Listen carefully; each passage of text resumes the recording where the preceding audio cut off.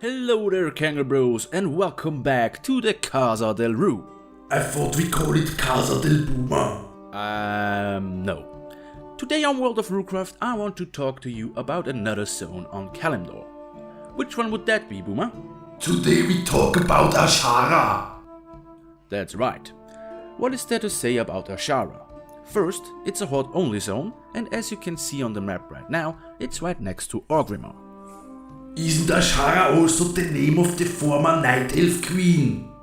That's right, Boomer. Seems like you did your homework. Why don't we talk more about it in our tower? Yeah, let's go!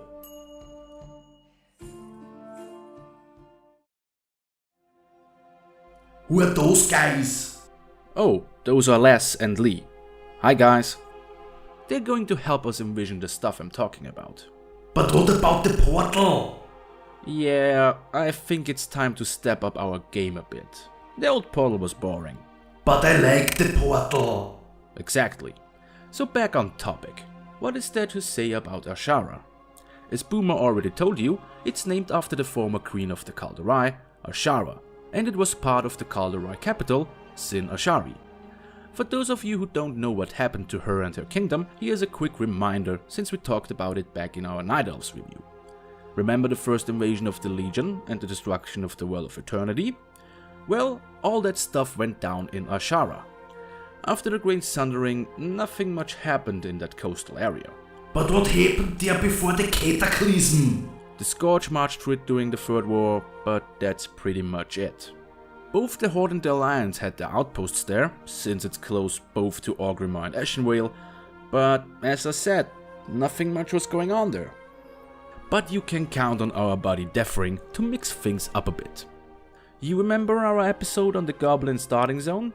Guess what? Our little green friends are back at it again and chose Azshara as their new home. Nowadays they are mining and changing the landscape in an effort to impress their new Horde allies. And just take a look at this. Can you see it? Yes, those goblins actually shaped Azshara into a giant Horde symbol. I wish someone would do that for me. Great, so now that we know what's what in Azshara, let's check in with our goblin friends. Today's video star is going to be our goblin mage. He's so cute! Alright, let's do this.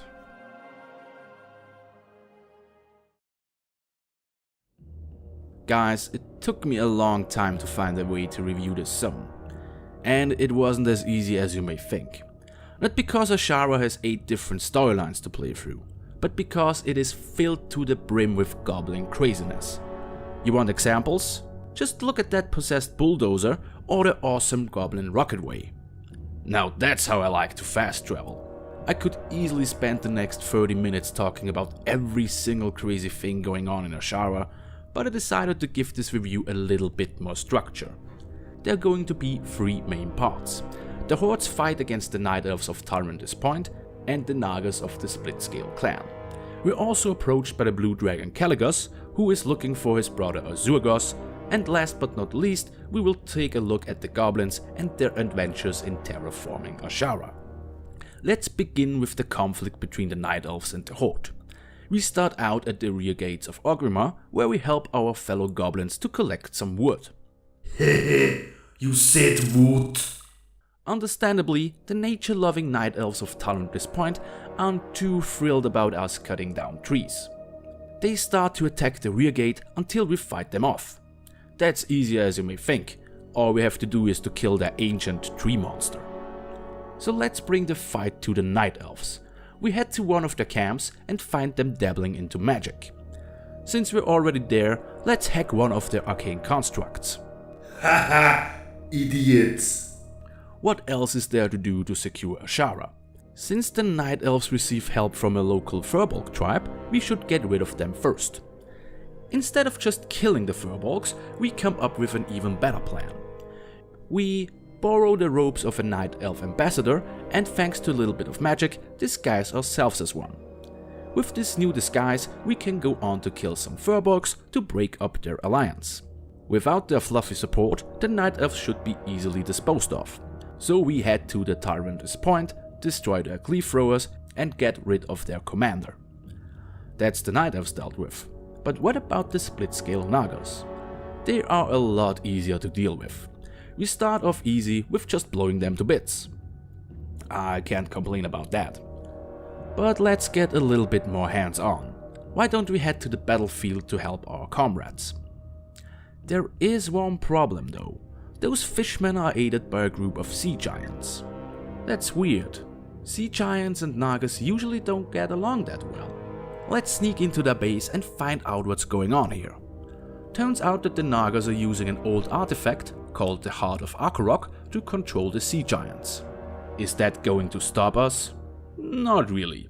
We enlist the help of the Gob Squad and kick some Naga ass.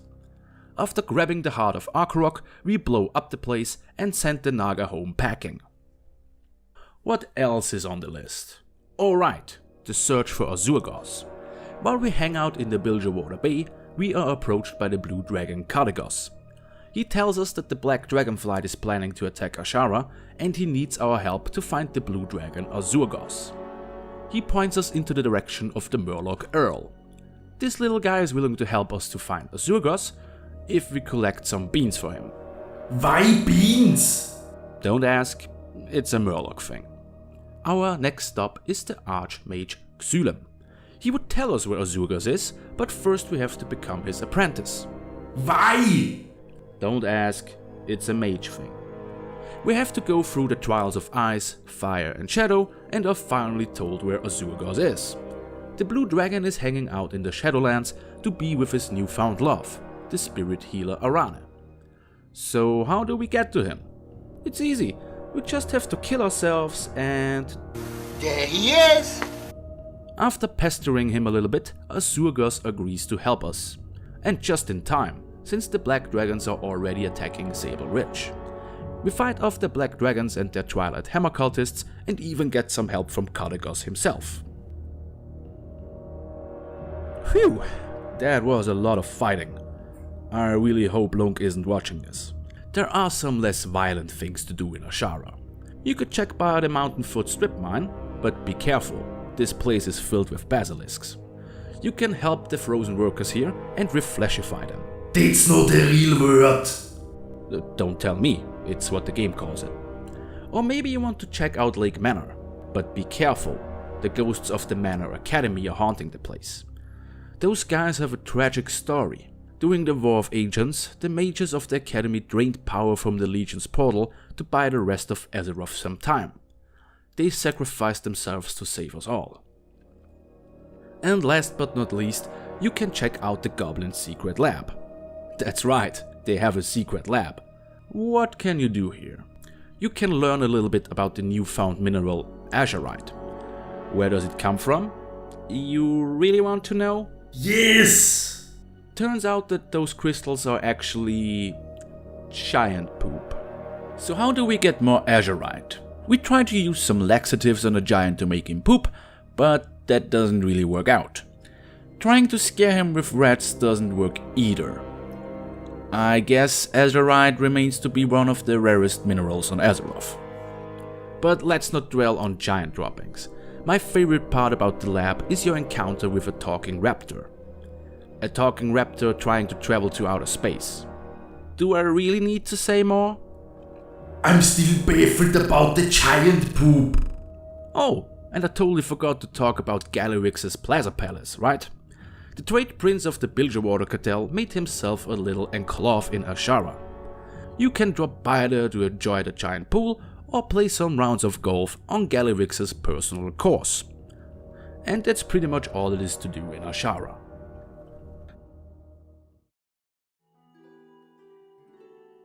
Phew, that was quite something, wasn't it?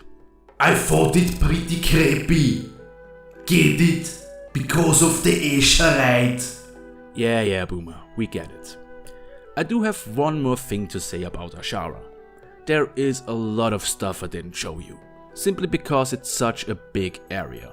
But don't worry, I mentioned all the important stuff. So, where are we heading to next, Boomer? The Dark Shore.